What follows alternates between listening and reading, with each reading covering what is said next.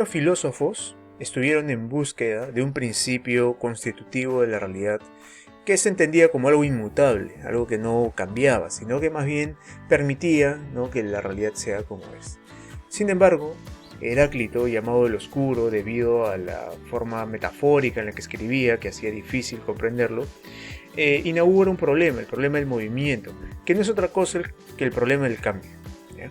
Heráclito parte de dos leyes que considera que son las que están presentes en la naturaleza. Una es de que todo nace de la lucha, es decir, que en la naturaleza hay una pugna constante entre los opuestos, una lucha de hecho que es lo que genera que todas las cosas existan, ¿no? Y una segunda ley que nos dice de que todo está en constante flujo, todo cambia. Y esto es algo evidente, ya que nuestros sentidos nos muestran de que las cosas que nos rodean, incluso nosotros, estamos en constante cambio.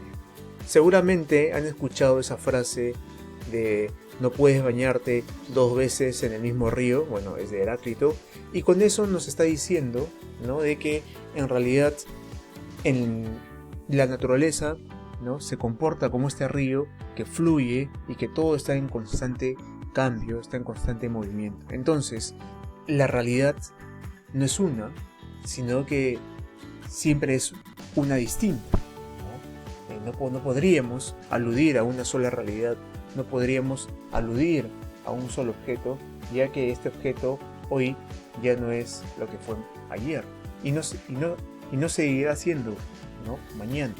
Entonces, este constante cambio, este constante fluir, ¿no?, es, digamos, para Heráclito, lo único que podemos afirmar acerca de la naturaleza, que el cambio es permanente, es un cambio constante.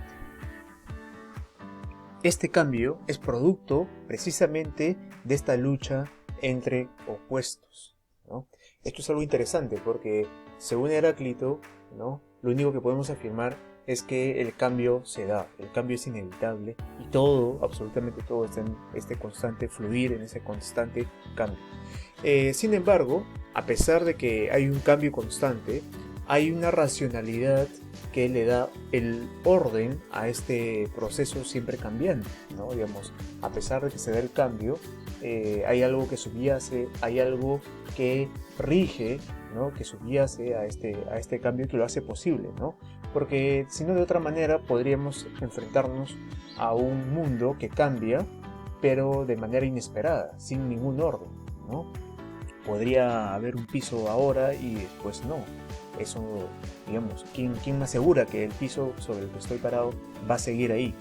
Claro, si bien las cosas cambian con cierta lógica, digamos, con ciertas leyes. Estas leyes, esta racionalidad que está subyaciendo al cambio, Heráclito la expresa con el término de logos, ¿no?, el logos universal, ¿no?, esta racionalidad que le da el ordenamiento a todo, y que Heráclito no va a poder, digamos, evitar darle una contraparte material, ¿no? Heráclito todavía tiene problemas para desprenderse de la materia para poder explicar esta racionalidad de este logos, y va a decir, no va a equiparar a este logos con el fuego.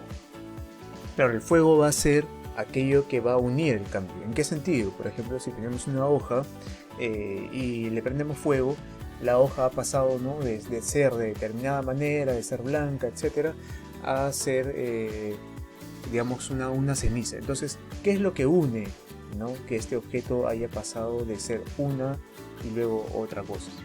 Claro, es el fuego, ¿no? El fuego es el que le ha, según, digamos, en palabras más o menos de Heráclito, que le ha dado la razón, la racionalidad del tipo de cambio que va a tener.